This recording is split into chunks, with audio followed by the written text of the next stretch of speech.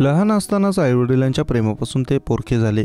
आयुष्यात भरारी घेण्यासाठी महत्त्वपूर्ण असलेल्या पालकांचा आधार त्यांना मिळू शकला नाही। काळजी व संरक्षणाची गरज असल्याने शासकीय बालगृह हेच त्यांचे घर बनले। येथील अधिकारी आणि कर्मचाऱ्यांनी कुटुंबांची गरज जाणवू दिली नाही।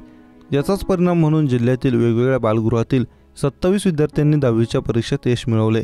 स्पर्धा परीक्षेचा अभ्यास करून प्रशासकीय क्षेत्रात बाजी मारण्याची इच्छा या विद्यार्थ्यांनी व्यक्त केली आहे। श्रद्धानंद अनाथालय, खसाळ मसाळा येथील आशा किरण बालगृह, काटोला नाका चौकातील शासकीय मुलींचे बालगृह, कापरखेडा येथील अनुग्रह आराधना बालगृह, पाटणकर चौकातील शासकीय मुलांचे बालगृह, निरीक्षणगृह येथील मुलांनी 10वीच्या परीक्षेत चांगले गुण मिळवून यश प्राप्त केले। महिला व बालविकास विभागाच्या विभागीय उपायुक्त अपर्णा कोल्हे, जिल्हा महिला व बालविकास अधिकारी भारती मानकर, बालकल्याण समितीचे अध्यक्ष छाया राऊत, जिल्हा बाल संरक्षण अधिकारी मुस्ताक पठाण, बाल संरक्षण अधिकारी साधना हट्टवार यांच्यासह इतर अधिकारी आणि कर्मचाऱ्यांनी बालगृहातील विद्यार्थ्यांचे कौतुक करत पुढील आयुष्यासाठी शुभेच्छा दिल्या आहेत।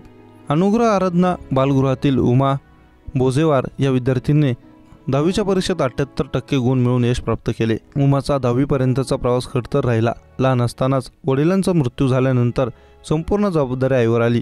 मात्र दोन्ही भांडी करणारी आई वारंवार आजारी राहत असल्याने उमाचा सांभाळ कसा करायचा हा मोठा प्रश्न होता।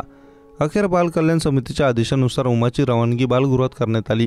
आपल्याला ही परिस्थिती बदलायची आहे याची जाणीव असल्याने उमाने अभ्यासाला जवळ केलं। बालगृहातील अधीक्षिका शरण कटवांगळे यांनी आणि एका शिक्षिकेने उमाला अभ्यासात मार्गदर्शन केले। IAS बनायचे आहे अशी इच्छा व्यक्त करत उमाने आजारी आईचा सांभाळ करण्याची इच्छा व्यक्त केली।